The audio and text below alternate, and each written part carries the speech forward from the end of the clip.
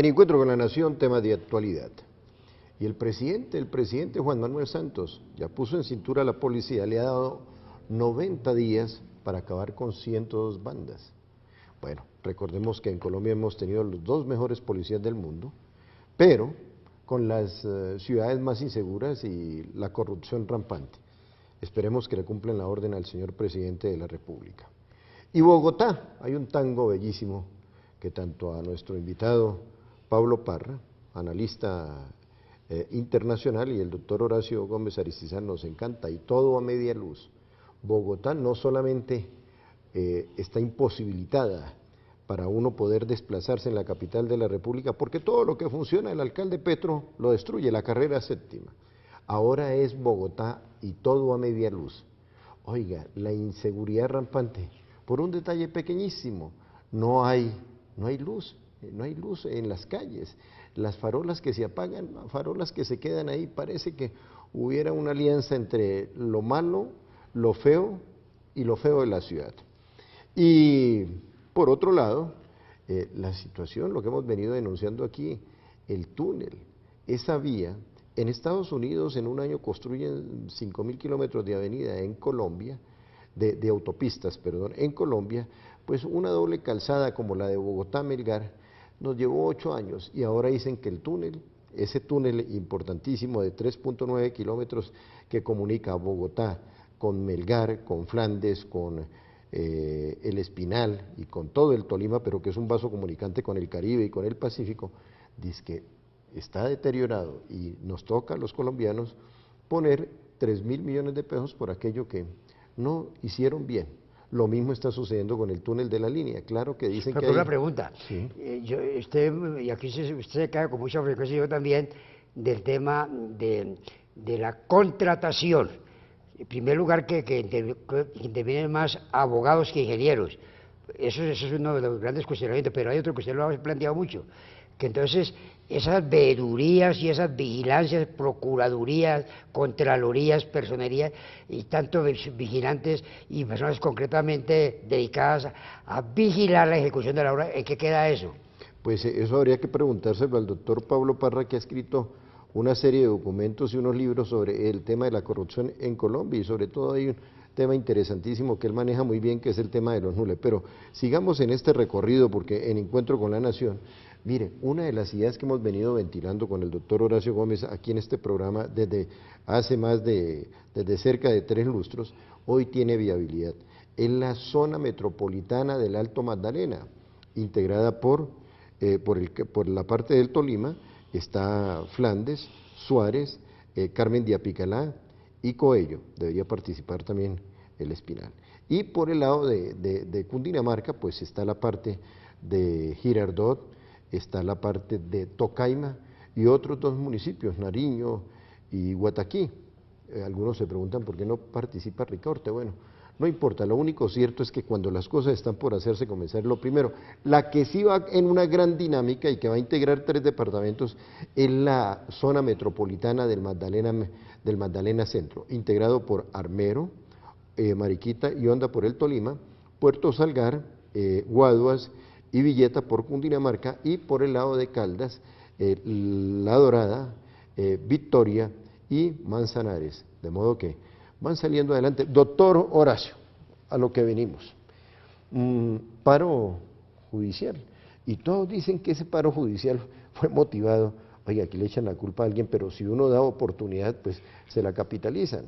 Dijo el fiscal que motivó inicialmente a todos los jueces para que salieran a las calles a protestar por alguna decisión que no le gustó en esto de una supercorte. Tribunal de Aforados. Tribunal de Aforados, con la cual estoy totalmente de acuerdo, porque mire, se molestan por nada. Y lo otro, dicen que los que están motivando este paro son los del Consejo Superior de la Judicatura. Oiga, ¿quién lo creyera? Su punto de vista, doctor Horacio. Sí, de Consejo de la Judicatura están muy lastimados y muy adoloridos porque ya en el segundo debate fue aprobado la eliminación de este elefante blanco. Realmente, más que elefante blanco, era un foco de corrupción por el tema, por muchos temas, principalmente de que el ingreso de muchos abogados muy cuestionados y muy vinculados a investigaciones disciplinarias y penales que llegaban a esos altos cargos. Segunda, cuestionamiento relacionado con la famosa adjudicación de puestos para personas que estaban pensionados con 4 o 5 millones y que luego se los subían al cargo de magistrados auxiliares con el sueldo de 12 millones y quedaban pensionados con 10 millones de pesos. Eso se volvió, se llamó el carrusel de las pensiones. Y como si fuera poco, el cambalache que hacían en las altas cortes unas con otras, en el sentido que yo te nombro y tú me nombras. Es decir, que pasaban de Consejo de la Judicatura a la Corte Suprema o de Consejo de Estado a la Procuraduría, y eso realmente se volvió una actitud de puro nepotismo, de familiares, de cambio de favores, y ese clientelismo le quitó majestad, dignidad, decoro y respetabilidad a la justicia. Y como se está corrigiendo eso, entonces ahora contestan como vindicta o como retaliación a un gran paro nacional. Y están paradas las fiscalías de todo el país, o sea, más de 20.000 empleados de la fiscalía, los tribunales superiores, fiscales, el aspecto relacionado con magistraturas, es decir, está ahí, como si fuera poco, el IMPEC. El IMPEC entró en paro hoy diciendo que no reciben presos porque no tienen a dónde colocarlos, a dónde organizarlos, y que no van a recibir un solo detenido más. Y no olvidemos que Colombia todos los días está botando mucha delincuencia por el problema de la inseguridad, el desempleo, por el auge de la violencia, por el tema del terrorismo, el tema de la guerrilla. Una de las personas que más ha escrito y ha analizado el tema de la corrupción, no en Colombia, sino en América Latina, es nuestro invitado del día de hoy, el profesor Pablo Parra, San Cristóbal, quien nos acompaña hoy. Doctor Pablo Parra, profesor Pablo Parra, ¿tiene el antídoto? ¿Ya descubrió el antídoto para la corrupción? No, la corrupción no tiene antídoto. La corrupción es propia de intereses que en la misma medida que crecen y se extienden, imposibilitan el acabar con ese mal, porque ellos tienen suficientes recursos y no dudan en aplicar estos recursos de la forma drástica que sea necesaria a quien no les camina la corrupción. Nosotros vemos, no solo en el caso de Colombia, sino en muchos países, que los que investigan o el director de los impuestos le toca exilarse del país. Yo recuerdo, y lo traigo a colación, que antes que se presentara la situación de los NULE, el profesor Pablo Parra, pues me llevó un documento, me dijo, mire, esos que están en el Jet Set hoy, que son los NULE, y aparecían en fotos muy rondos con Germán Vargalleras y con todos estos personajes que manejan el país, me dijo, mire, aquí tengo un libro sobre toda la corrupción que se maneja a través de ellos. Aquí tengo un libro de toda la corrupción que se maneja a través de ellos. Y pues en ese momento eran del Jet Set, hoy son del Set Jet. Ya regresamos.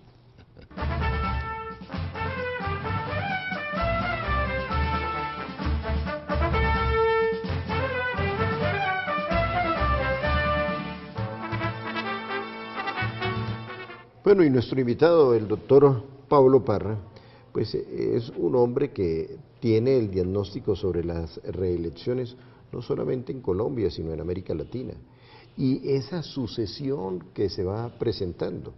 Hace 8 días planteamos aquí una opción presidencial de cuna, y hablábamos de el actual ministro de Agricultura, el doctor Ormaza, un hombre Iragorri Valencia, perdón. Aurelio Iragorri Ormaza es el padre, el segundo senador con más antigüedad, con más años en el Congreso, y hablábamos de su hijo, Aurelio Iragorri Valencia, quien ya se ha ido posicionando. Esto de la transmisión, de la delegación, o como diría alguien, de la manipulación de las sucesiones en el poder, ¿qué interpretación le da, profesor Pablo Parra? Bueno, en América Latina, en el mundo, en Estados Unidos ha habido sucesiones, en Europa no tantas, pero ha habido sucesiones. En América Latina la sucesión es un hecho real que viene a través del tiempo.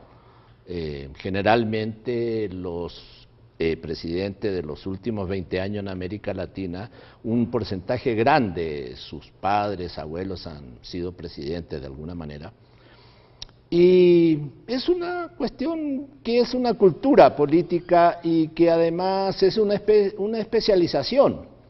Los hijos de los presidentes y los nietos de los presidentes aprenden esa técnica desde que están niños, de tal manera de que esa es la tendencia que existe y es válida.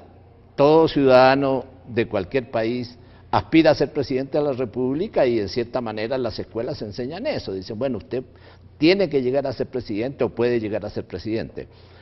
Entonces, me parece válido. Hay una anécdota muy simpática sobre ese tema. Fue un político muy brillante que tuvo Colombia, que era Héctor Charri Samper. Y sobre este punto, hizo una frase muy simpática que él decía una vez: sí, en Colombia hay relevo de generaciones, en Colombia cambia la clase dirigente, y voy a dar un ejemplo. Primero nos mandaban en Colombia los Lozano Torrijos, después gobernaron la generación de los Lozano y Lozano, y ahora tenemos a los Lozano Simonelli.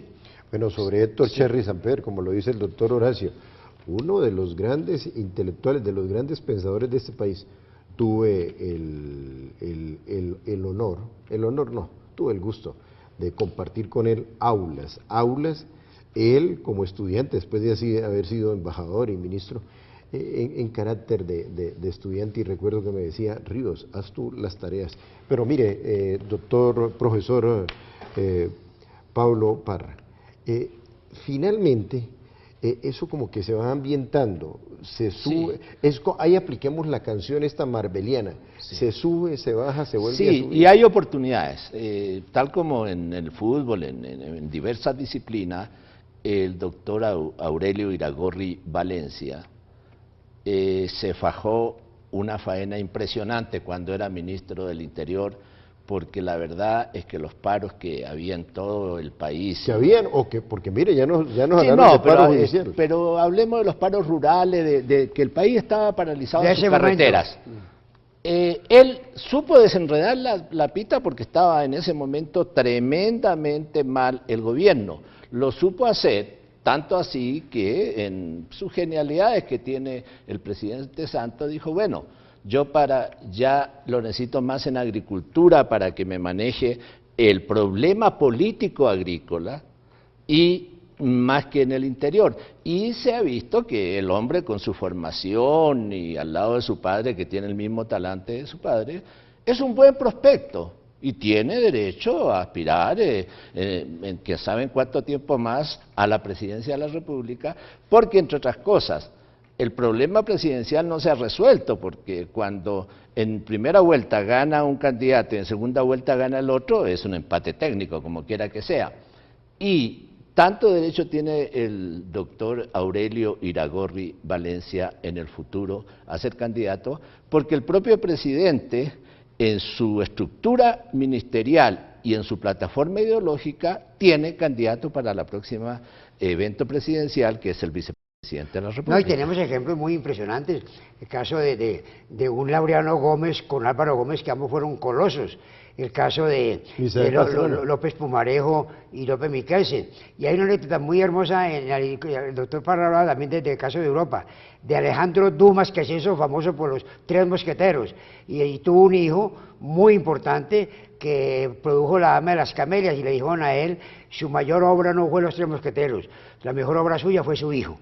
Realmente hay padres que tienen hijos extraordinarios. El caso de José Eusebio Caro, fundador del Partido Conservador, tuvo a Miguel Antonio Caro, un gigante en América, en campo humanístico, que a los 8 años ya hablaba 5 idiomas, tradujo a Virgilio y tradujo a Horacio y a los grandes latinistas de Roma en su momento. Lo que dice el doctor Parra, son personas superdotadas y que tienen el privilegio de haberse educado en las mejores universidades, empezando por la universidad de su familia. Bueno, y hablando de sucesiones, ¿quién fue mejor? ¿Padre o hijo, en el caso de los Pastrana?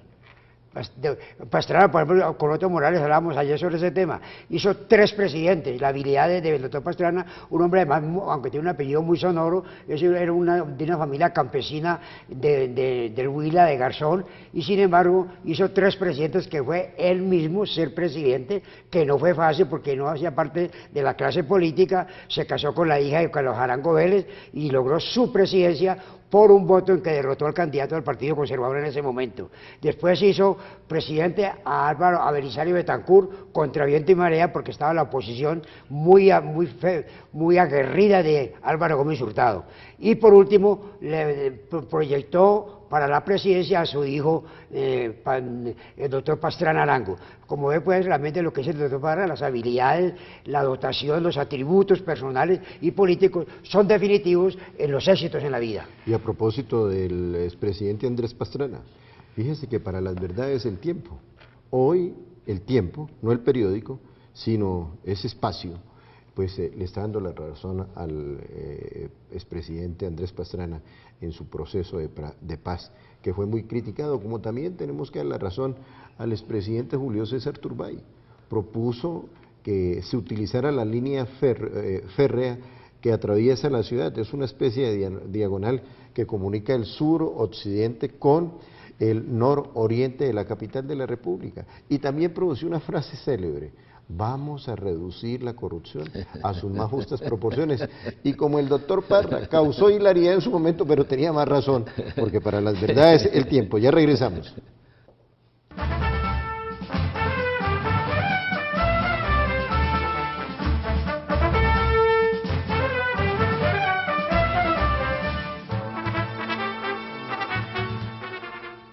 Y hay un hombre que de los micrófonos de la radio colombiana, la radio oficial, la anterior Radio Nacional, pues ha impuesto una marca, la colombianidad. Se trata de William Vergara, él es un hombre de La Guajira. Pues bien, un hombre que hace colombianidad allende las fronteras en Estados Unidos, se trata de Jorge Cárdenas Poveda. ¿Cómo, doctor Horacio, las colonias en Estados Unidos cómo son? Sí, Colombia tiene 4 millones de compatriotas fuera del país.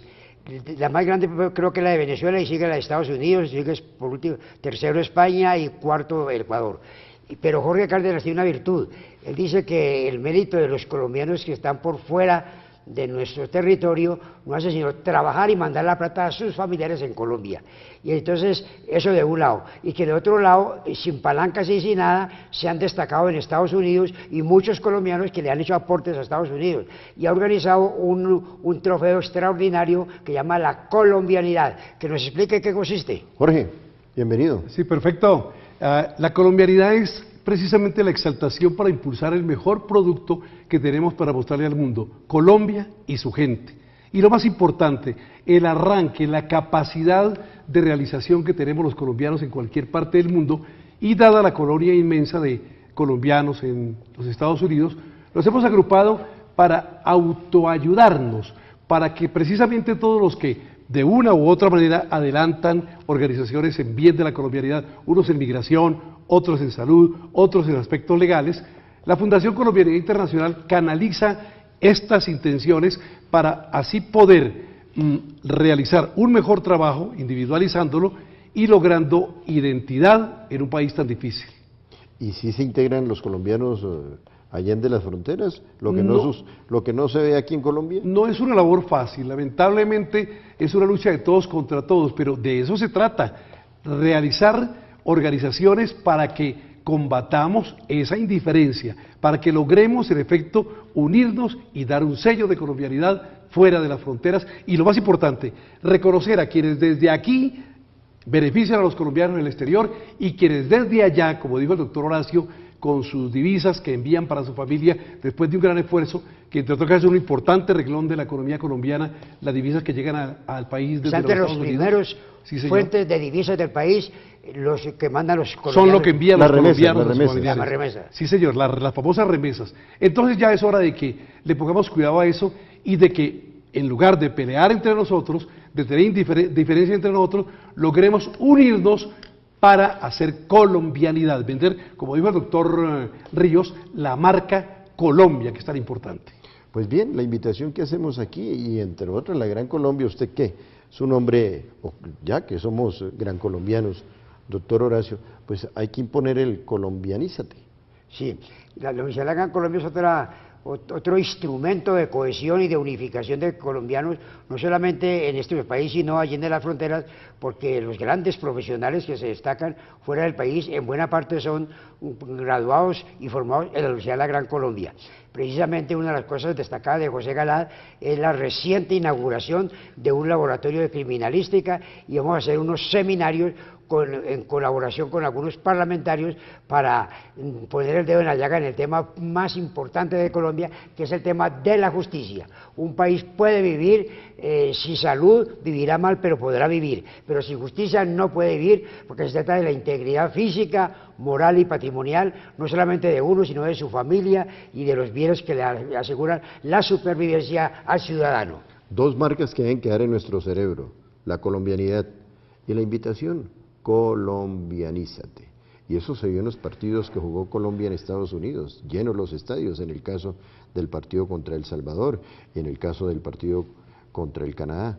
De modo que esa unidad y esa efervescencia que despierta el amarillo, azul y rojo, lo tenemos que ir consolidando, pero con transparencia, combatiendo la corrupción.